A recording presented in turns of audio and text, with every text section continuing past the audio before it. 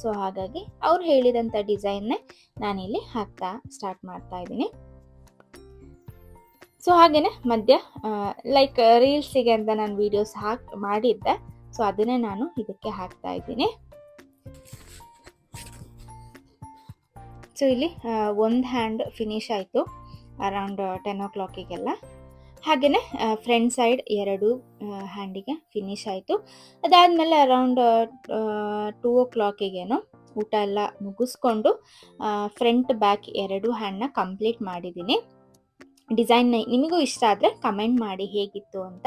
ಹಾಗೆಯೇ ಲೆಗ್ಗೆ ಕೂಡ ಅವರು ಹೇಳಿದಂಥ ಡಿಸೈನ್ನ ಇಲ್ಲಿ ಹಾಕಿ ಅರೌಂಡ್ 4 o'clock 4:30 ಅಷ್ಟರಲ್ಲಿ ನಾನು ಮನೆಗೆ ರಿಟರ್ನ್ ಆದೆ.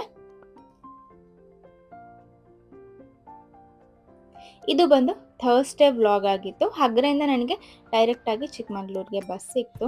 ಸೊ ಹಾಗಾಗಿ